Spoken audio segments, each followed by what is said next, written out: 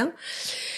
Est-ce que depuis la pandémie, parce qu'on a souffert de différentes façons, à différents niveaux, dans différentes organisations, est-ce que la perception de Louis aujourd'hui comme chercheur, comme observateur de ce qui se passe dans l'écosystème, est-ce que la pandémie a apporté des points positifs durables?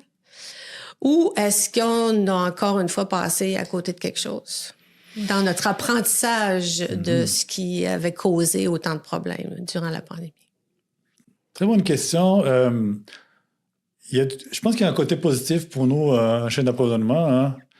C'est beaucoup plus simple. Les gens comprennent de plus en plus c'est quoi. C'est parce que le mot chaîne d'approvisionnement était dans tous les médias là, pendant la pandémie. C'était fou. Avant la pandémie, les gens nous posaient la question qu'est-ce que vous faites? Je travaille une chaîne d'approvisionnement.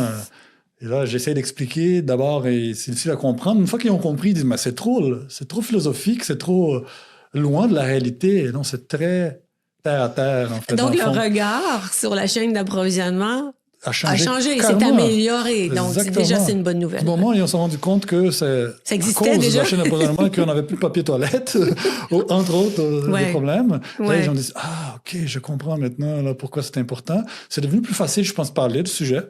C'est devenu plus facile d'aller chercher des partenaires pour faire un projet de recherche appliqué. C'est plus facile peut-être aussi pour financer le projet en chaîne d'approvisionnement. Donc, il y a des sujets qui sont maintenant quasiment à la mode là, en chaîne d'approvisionnement. La résilience de supply chain, par exemple, on en parle tout le temps.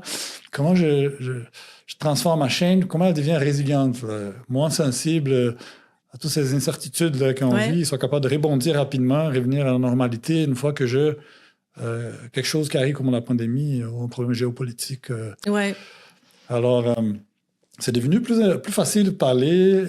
On attire davantage des gens aussi à travailler dans ce domaine. Parce qu'on comprend mieux, l'impact qu'une chaîne brisée peut avoir sur les organisations. Ça a piqué la curiosité de beaucoup de gens, je pense aussi. Mais tant mieux, ça peut-être... viennent me chercher, là, deuxième, troisième cycle. Je voulais travailler là. C'est fascinant, là. Là, on a découvert tout à coup les enjeux de la chaîne d'approvisionnement.